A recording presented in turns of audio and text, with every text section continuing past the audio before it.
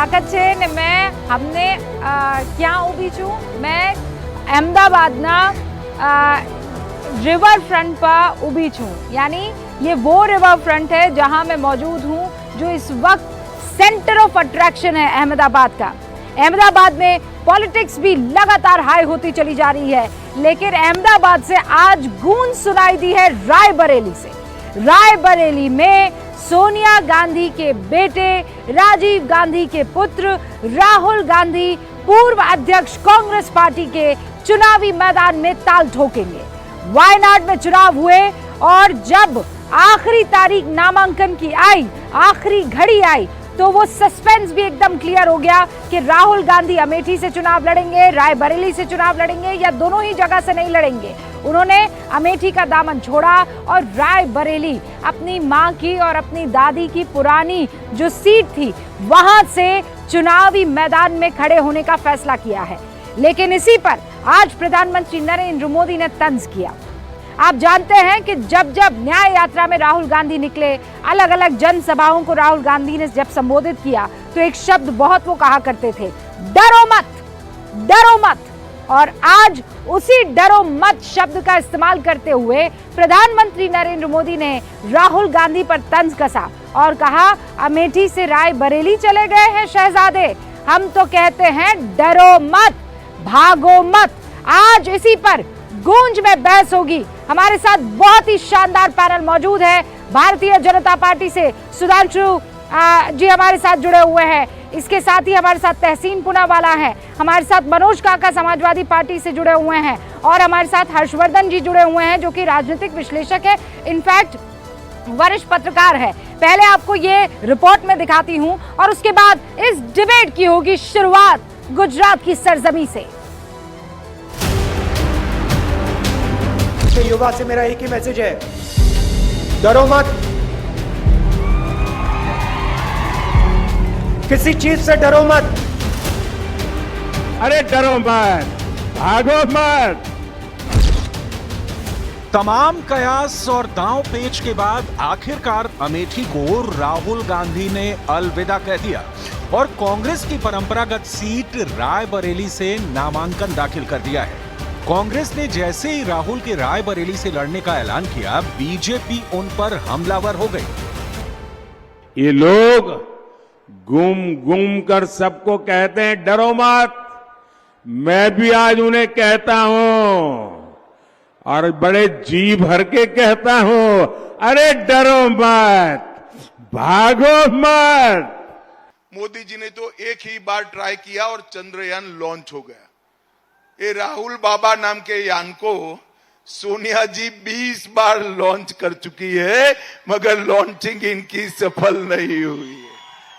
और आज 21वीं बार फिर से अमेठी से भागकर रायबरेली में पर्चा डाला।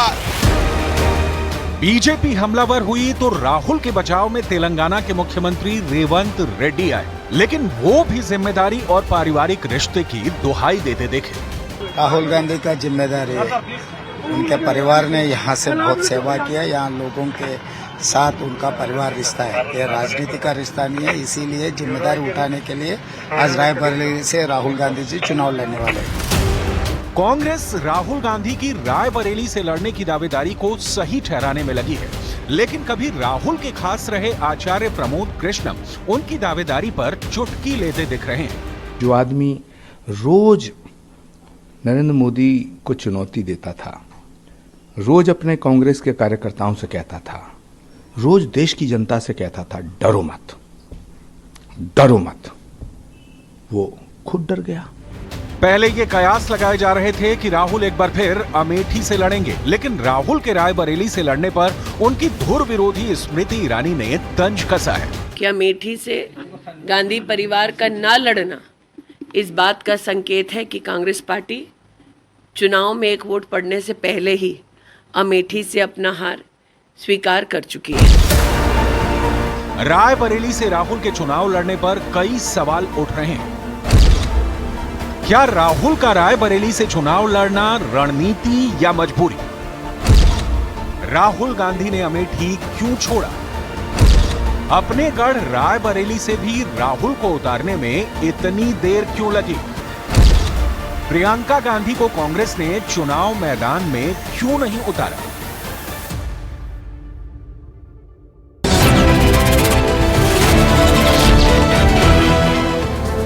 साबरमती फ्रंट पर इस वक्त मैं मौजूद हूं। अटल ब्रिज इसे कहा जाता है।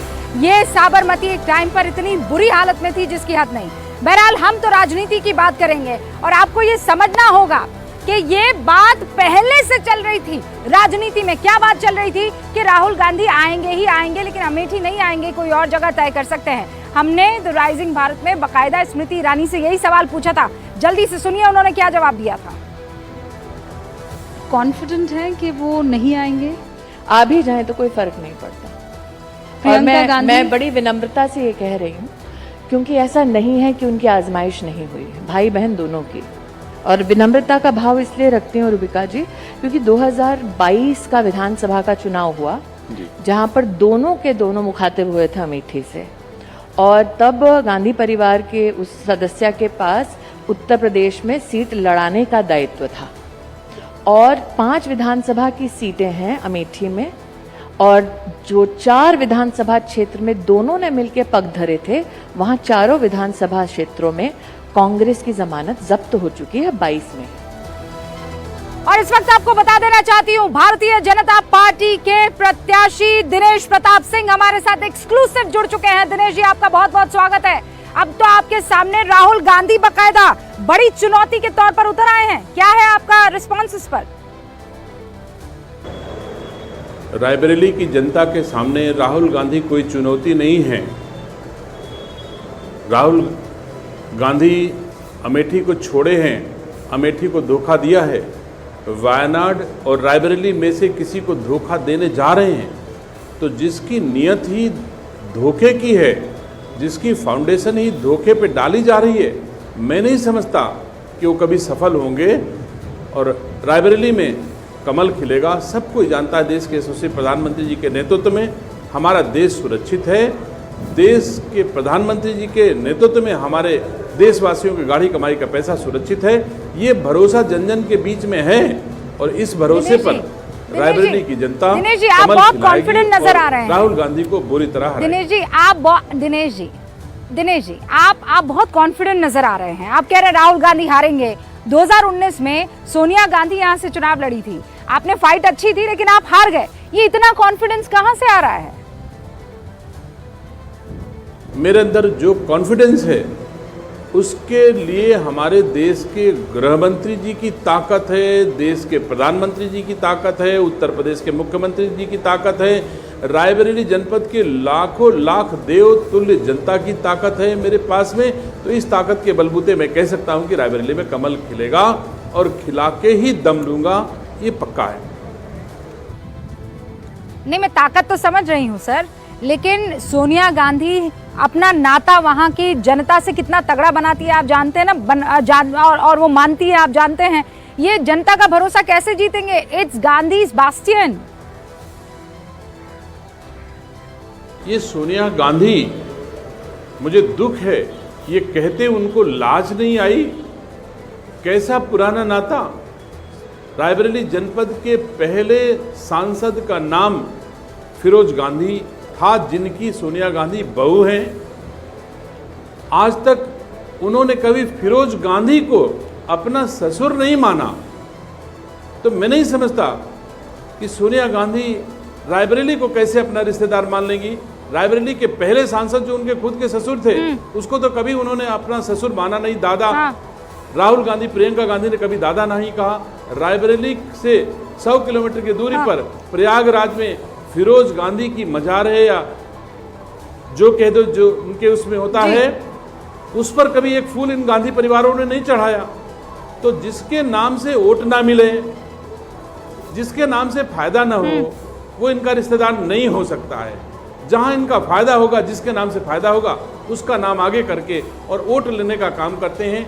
हमने भली भांति देखा है, सोनिया गांधी जब राजस्थान जा रही थी तो एक भावुक पत्र लिखा रायबरेली के लोगों को, और कहा मैं स्वास्थ्य कारणों से रायबरेली नहीं आ पाई। सोनिया गांधी जी, कुछ तो शर्म करो। आज कैसे स्वस्थ हो गई?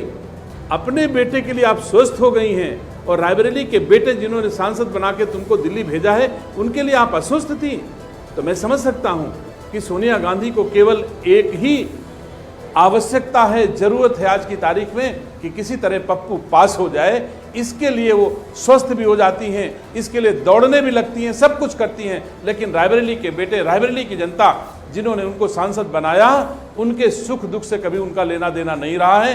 2014 में आई तो फिर 2019 में आई, 2019 में आई तो फिर 2024 में आई हैं। मैं नहीं समझता कि रायबरेली की जनता इस बात को भली भांति देख रही है। दिनेश जी आपकी हर बात से मैं अग्री कर लेती हूँ, लेकिन ये कह देना कि सोनिया गांधी स्वास्थ्य का जो है वो बहाना बना रही थी, ये किसी के भी हलक से नीचे नहीं उतरेगा। आप भी जानते हैं उनकी तबीयत खराब थी और उनका जो डिसीजन है वो उनको मंजूर है, बाकियों को मंजूर है।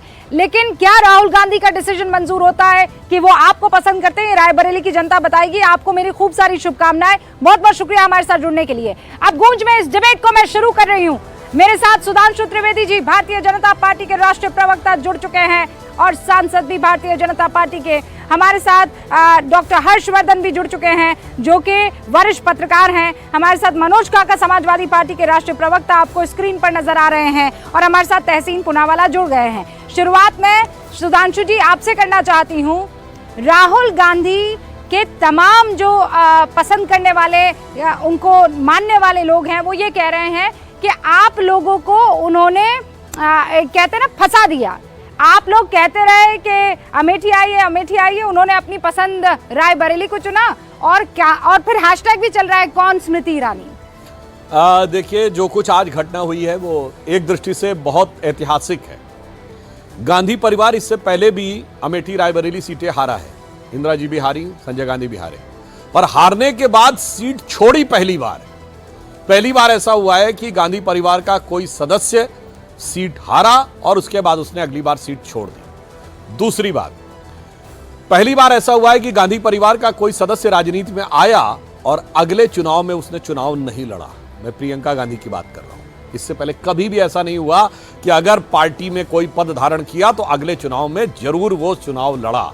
तो ये दोनों घटनाएं ऐतिहासिक हैं। और अब बहुत बिल्कुल जो बोलते थे राहुल गांधी जी ना, दूध का दूध पानी का पानी हो जाएगा, तो मैं साफ कहना चाहता हूं दूध का दूध, पानी का पानी, मट्ठे का मट्ठा, रायते का रायता हो गया है। बिल्कुल साफ दिख गया है कि भाई वो स्मृति ईरानी जी से लड़ने की हिम्मत न कर पाए, कह रहे मोदी जी से लड़ लेंगे। यानी साफ उन्होंने देखा, एक तीर से दो शिकार किए। अपने लिए अपेक्षाकृत सुरक्षित, जो मैं नहीं मानता हूं कि रायबरेली उनके लिए कोई सुरक्षित है, मम्मी की कॉन्स्टिट्यूएंसी चुन ली। और प्रियंका जी के लिए मैं कहना चाहता हूं कि उन्होंने नारा दिया था लड़की हूं लड़ सकती हूं। अब कांग्रेस का नारा हो गया प्रियंका जी के लिए लड़की हूं इसलिए नहीं लड़ सकती हूं, और वो लड़का है इसलिए लड़ सकता है। तो अब उत्तर प्रदेश को यदि देखें तो जब राहुल गांधी जी चुनाव लड़ने की हिम्मत नहीं कर पाए, उधर अखिलेश यादव जी कन्नौज में अपने भाई को जिताने की स्थिति में नहीं है। वो कह रहे हैं जब तक खुद अखिलेश जी नहीं लड़ेंगे तब तक नहीं जीतेंगे। तो कन्नौज और अमेठी रायबरेली, मैं अखिलेश यादव पर आऊंगी। सुधांशु जी, दो बड़ी बातें आपने कही है। तहसीन पुनावाला, आप तो गांधी परिवार के बड़े करीबी भी रहे हैं। कांग्रेस जो है वो आपकी रगों में बहती है, ये भी किसी से छिपा नहीं है। राहुल गांधी कहते रहे डरो मत, डरो मत, डरो मत, और आज वो सच में क्या स्मृति ईरानी से डर गए, अपनी हार से डर गए कि उन्होंने सबसे सेफ सीट, मां की सीट रायबरेली चुनी। और प्रियंका गांधी की क्या गलती है कि उनको जो है वो कह रही थी लड़की हूं, जो आरोप लगा रहे हैं सुधांशु जी, मैं रिपीट नहीं करूंगी, जवाब दीजिए इसका।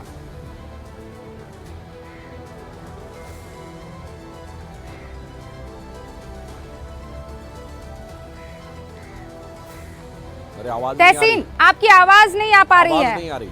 हाँ जी, आप अभी मेरी अनम्यूट कीजिए ना। जी देखिए, देश में 543 सीट्स पे चुनाव हो रहे हैं। पहली बार मैं भाजपा का ये नैरेटिव देख रहा हूँ, ये सीट वीआईपी सीट है, वो सीट वीआईपी सीट नहीं है। दरअसल भाजपा खुद अपनी जाल में फंस चुका है। भाजपा सारा कॉन्सेंट्रेशन अमेठी और रायबरेली पर कर रहा है। उत्तर प्रदेश में उनका सफाया हो गया, उत्तर प्रदेश में कहीं उनको सीटें नहीं मिल रही। जहां तक सवाल था रायबरेली और अमेठी का, राहुल जी की स्ट्रेटेजी से भाजपा पूरी तरह से चेकमेट हो चुकी है। कल उनका चेकमेट चेस वाला वीडियो आया। इससे ये हुआ कि रायबरेली में, क्योंकि सोनिया जी वहां से चले गई थी, राहुल जी आके वहां पे रायबरेली को संभालिए, और अमेठी के जो वर्तमान सांसद है उनके खिलाफ इतनी एंटी इनकम्बेंसी है। मैंने आपसे कहा था छोटे से छोटा कार्यकर्ता 50,000 वोटों से हरा देगा। अब तो के शर्मा जी उतर गए रेस के अंदर, कम से कम लाख सवा लाख वोट से जीत जाएंगे। यानी अमेठी को भी सिक्योर कर दिया और रायबरेली जहां पे मुश्किल थी वहां पे राहुल जी ने सिक्योर कर दिया। इसे कहते हैं आर्मी में स्ट्रेटेजी। तहसीन पुनावाला प्लीज, सच में आपको लगता है ये स्ट्रैटेजी है? बढ़िया स्ट्रेटेजी है। अमेठी रायबरेली दोनों कांग्रेस जीतने जा रही है। इसके अलावा उत्तर प्रदेश में सपा और कांग्रेस स्वीप कर रही है। भाजपा 15 या 16 सीटों पे सिमट जाएगी उत्तर प्रदेश के अंदर। अरे सुधांशु जी, सुना आपने? ये स्ट्रैटेजी है। आप लोग इसे तोड़ नहीं पाए।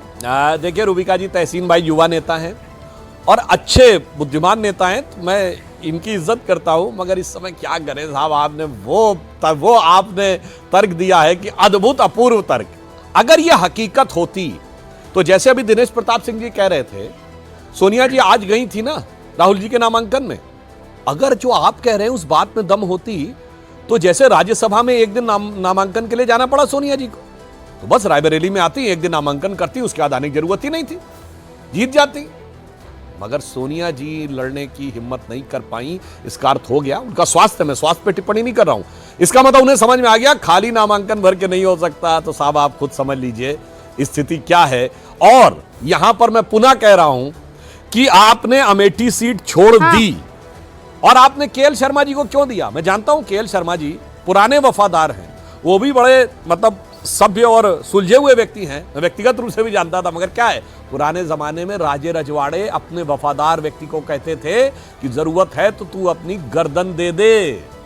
तो उन्होंने अपने वफादार व्यक्ति को कह दिया कि भाई तुम कुर्बान होने के लिए तैयार हो जाओ हमारे लिए। और सुनिए तहसीन भाई, तो केएल शर्मा जी के नामांकन में कोई कांग्रेस का नेता दिखा क्यों नहीं? जी मतलब इतनी जबरदस्त जीत है, क्या बात हो गई? राहुल गांधी जी तय नहीं कर पाए अमेठी रायबरेली और केएल शर्मा जी के नामांकन में कोई गया नहीं। इसलिए मेरा मानना है जब थोड़ा व्यवहारिक होके बोलिए मतलब तो आपकी भी क्रेडिबिलिटी बची रहेगी। हाँ, ये तहसीन पुनावाला 30 सेकंड में जवाब दीजिए। वाकई मतलब सिर्फ और सिर्फ गांधी परिवार और कोई नहीं। केएल शर्मा आगे कह रहे हैं कि चलो ठीक है आपकी लड़ाई मैं लड़ता हूँ। एक चेहरा नहीं पहुंचा वहां पर उनके नामांकन के लिए। नहीं रूबिका जी, देखिए हम देखिए दो चीज, सुधांशु जी ने एक चीज मान ली है कि सिर्फ नॉमिनेशन भरने से काम नहीं चलता, आपको 5 साल काम भी करना पड़ता है। क्योंकि सोनिया जी की स्वास्थ्य पे खुद कहते हैं क्योंकि स्वास्थ्य ठीक नहीं, इसलिए वो राज्यसभा का रूट उन्होंने चूज किया है। ये थोड़ी ना मोदी जी की तरह वाराणसी गए नहीं नामांकन भरने की तरह, एटलीस्ट ये दिखाता है कि परिवार अपने कॉन्स्टिट्यूएंसी से लॉयल है। दूसरी चीज, जहां तक अमेठी का सवाल है, मैं दोबारा से रिपीट कर रहा हूं, वर्तमान सांसद हार रही है, कम से कम 50,000 वोटों से आ रही है और अब केएल शर्मा जी के आने से 1.25 लाख वोटों से आ रही है। हम 4 जून को मिलेंगे, सुधांशु जी होंगे। सुधांशु जी जानते 1.25 लाख वोटों से हारने के बाद जो हालत हो रही है भाजपा की, भाजपा पूरी तरह से डर गई है। जो इसीलिए तो अमेठी में लड़ते तो थोड़ा आनंद भी आता ना हम लोगों को। अब आप तो रायबरेली चले गए, Raebareli is the safest place. Entertainment चल रहा है रूबिका जी। अरे आनंद कब आता है ना सर, लोकतंत्र में आना। अच्छा अभी आप ही थे जो कहते थे कि ये कैसा लोकतंत्र है, यहाँ पर सिर्फ एक सरकार मजबूत हो रही है, विपक्ष को भी मजबूत होना चाहिए, तो दोनों में बराबरी होनी चाहिए ना। वैसे बराबरी का लड़ाई देखने को मिलती है अमेठी में। अरे सर ऐसी भी बात मत बोलिए कि आपकी जुबान कट जाए झूठ में। मनोज काका हमारे साथ बने हुए हैं। मनोज काका, सुधांशु त्रिवेदी ने आप पर भी आरोप लगाया है कि आप लोग भी डर रहे हैं लड़ने से, इसीलिए तो अखिलेश यादव जो है कन्नौज अपने भाई को दे देते हैं। आप लोग खौफ में हैं। नहीं, आप सही आप कह रहे हैं। सुधांशु त्रिवेदी के हर तरह के बात का समर्थन करना, उनका बौद्धिक साझेदार होना कोई बहुत बड़ी बात नहीं है। आजकल गोदी मीडिया का ये अपना धर्म है। लेकिन सुधांशु जो कह रहे हैं वो शाश्वत सत्य नहीं। सुधांशु ने कई शब्द बोले, हिंदी के अच्छे ज्ञाता हैं बेचारे, बोले कि पहली बार ऐसा हुआ। सुधांशु आप सुनिए तो नहीं सर, नहीं सुनूंगी, बिल्कुल नहीं सुनूंगी आपकी बात। मैं बिल्कुल नहीं सुनूंगी। आप बदतमीजी से बात करेंगे, अजीब आरोप लगाएंगे और आपको लगता है मैं यहाँ बैठकर सुनूंगी। मनोज जी प्लीज, उग्रता ठीक नहीं। क्या आप लोग दरबारियों की तरह काम करते हैं, आप लोग दरबारियों की तरह काम करते हैं और मुझ पर आरोप लगा रहे हैं। आप दरबारी हो तो क्या जरूरत है आपको? मुझे आप किसी नहीं, आप क्यों मुझे किसी से अलाइन कर रहे हैं? लोगों को ऐसे आप दरबारी होंगे किसी पार्टी के, आप दरबारी होंगे किसी पार्टी के। खबरदार जो मुझे किसी पार्टी के साथ अलाइन करने की कोशिश की है, दरबारी हो, आप डरो मत, आप डरो मत, आप डरपोक ना बने, ठीक है ना? आप दरबारी हैं, आप जा जाकर पार्टियों की गोद में बैठ रहे हैं। मुझे मत बोलिए, सवाल पूछो, सवाल का जवाब आपसे मान रही हूँ, रिपीट कर रही हूँ वो, आप जवाब दीजिए।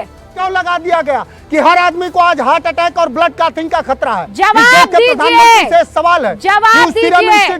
सुधांशु त्रिवेदी का जो सवाल है उस पर जवाब दीजिए। इधर उधर की ज्ञान की बातें मत कीजिए, जवाब दीजिए बस। डिबेट को डिरेल मत कीजिए। ज्ञान सुधांशु, मैं कोई डिरेल नहीं कर रहा हूं। सुधांशु त्रिवेदी सबसे ज्यादा इस देश में कौन डरा हुआ? सबसे ज्यादा इस देश में डरा हुआ वो व्यक्ति है जो अपने ही मुल्क में 1 साल हो गए जहां निर्वस्त्र माताओं बहनों को निर्वस्त्र करके घुमाया गया, जहां लोगों को कत्लेआम किया गया। जो व्यक्ति रोज 160 सभाएं अब तक कर चुका है, देश में हर जगह जाता है लेकिन अपने मणिपुर जाने में घबराता है। जो व्यक्ति ऐसे आदमी के समर्थन में सभा करता है, प्रज्वल रमन्ना के, जो 3000 से ज्यादा बेटियों का बलात्कारी है, जिसने 66 साल की महिला से लेकर 16 साल के युवती और नाबालिग बेटियों का दुष्कर्मी है, उसका प्रचारक है नरेंद्र मोदी। यह सवाल है सुधांशु से, और पूछो आप कि ये इनका क्या चरित्र है। इसका चरित्र यही है जो चिन्मयानंद का है, इसका चरित्र यही है जो प्रज्वल रमन्ना का है, इसका चरित्र यही है जो सेंगर का है, इसका चरित्र यही है जो बिल्किस बानो के दुराचारियों को माला पहनाने का है। जब बुनियादी और लोगों के जीवन से जुड़ी सवाल आप जवाब ले रही हूं मैं। सुधांशु 45 साल में यह भी हुआ कि बेरोजगारी चरम पर है। 45 सालों में यह भी हुआ कि लोगों की बचत सबसे कम है।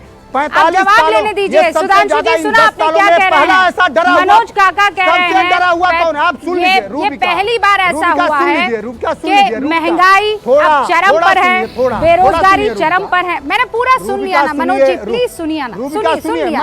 एक सवाल जवाब लेने दीजिए ना मनोज काका, रुकिए। इस देश में पहली बार हुआ कि कोई प्रधानमंत्री एक प्रेस नहीं कर पाया 10 सालों में। वो कौन प्रधानमंत्री है? ऐसा प्रधानमंत्री है जो अपने सरहदों की सुरक्षा नहीं कर पा रहा है। ऐसा प्रधानमंत्री है जो अपने लोगों को अपने यहाँ रोजगार दे के नहीं बल्कि उस युद्ध भूमि में। अरे ये सवाल कहाँ है? ये तो निबंध है ना प्रधानमंत्री पर, सवाल पूछे ना। प्रधानमंत्री निबंध काहे पढ़ रहे हैं? को ऐसे जगह भेजा, आपने बोल दी ना अपनी बात, नरेंद्र मोदी ने। हाँ ठीक है, अब आप पूछ लिया ना सवाल, अब जवाब लेने दीजिए। सुधांशु त्रिवेदी जवाब दीजिए। आप देखिए, मैं रूबिका जी अपेक्षा करूंगा, जैसे मैंने एकदम शांति से इनकी बात सुनी, और मैं आपसे कहता हूं जब भी कोई दूसरा बोले मेरा फेडर डाउन कर दीजिए जब हम बोले, ताकि दर्शकों के साथ न्याय हो। क्योंकि मुझे पूरा विश्वास है ये बीच में एकदम फिर जो इन्होंने गलत सलत अनाप शनाप आए बाएं बोला है उसके ऊपर अभी ये चीखना चिल्लाना शुरू करेंगे।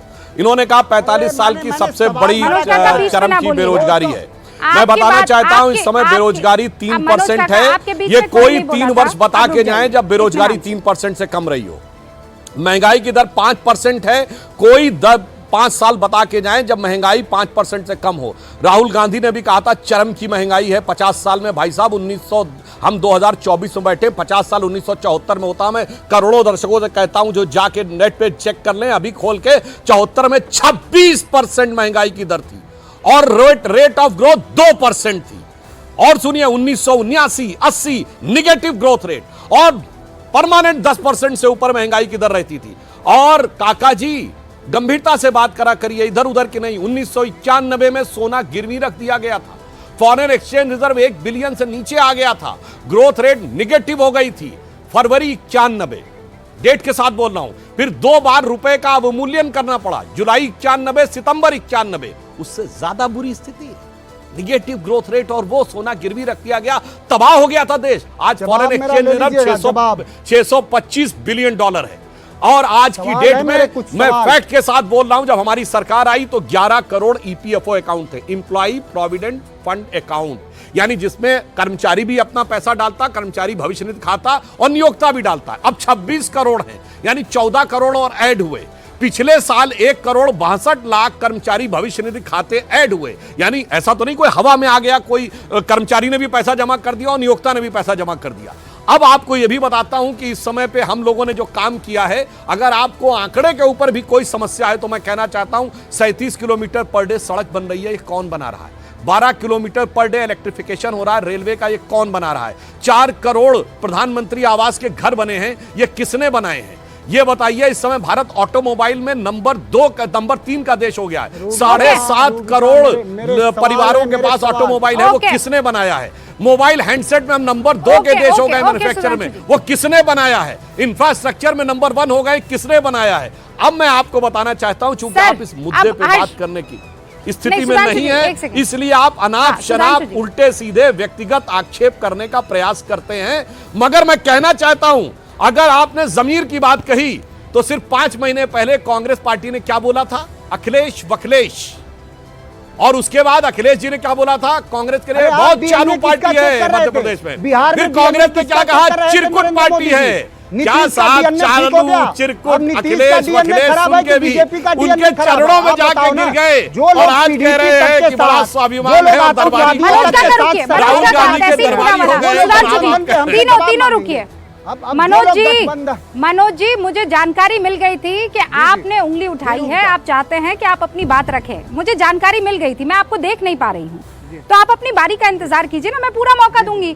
बस आप भाषा की मर्यादा में रहिए, मुझे कोई दिक्कत नहीं। आप जो रखना चाहते हैं अपना मुद्दा, अपनी बात रखिए। अब एक सेकंड आपकी इजाजत से मैं मर्यादा तो हम लोगों को एक सेकंड रुकिए। नहीं, आप पर्सनल अटैक करेंगे सर, मैं बर्दाश्त नहीं करूंगी, कतई नहीं करूंगी। और आप पर्सनली भी मुझे जानते हैं, प्लीज ये नहीं किया कीजिए।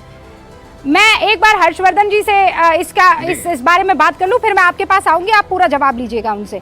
हर्षवर्धन जी, ये राहुल गांधी ने जो किया है, ये स्ट्रैटेजी है जैसा तहसीन पूनावाला कह रहे हैं, या ये डर है जो वो अमेठी से रायबरेली चले गए हैं? रूबिका जी, इस सवाल को पूछने की आवश्यकता सिर्फ और सिर्फ कांग्रेस के लोगों से है। जो कांग्रेस के लोग अभी आज सुबह 7:45 पर जब ये अनाउंसमेंट हुआ, उसके पहले जो बोल रहे थे, जरा उसको देख लीजिए। हर कोई कह रहा था कि राहुल गांधी आएंगे और स्मृति ईरानी को हरा देंगे। आज कांग्रेस का पूरा जो इकोसिस्टम है, उनके नेता, उनके समर्थक, उनके पत्रकार, उनके बुद्धिजीवी, और ये मैं बहुत खुले तौर पर कह रहा हूं, वो सब अब कह रहे हैं कि ये स्ट्रेटजी है। अब देखिए, स्मृति ईरानी के सामने तो राहुल गांधी है ही नहीं, तो बड़ा अच्छा है। नरेंद्र मोदी के सामने से भी राहुल गांधी भाग जाएं और कहें कि हम तो है ही नहीं, प्रधानमंत्री की दौड़ में नहीं। कितना मूर्खतापूर्ण तर्क है। मतलब कहां आप जाएंगे? राजनीति में मूर्खता इतनी भी ठीक नहीं होती है।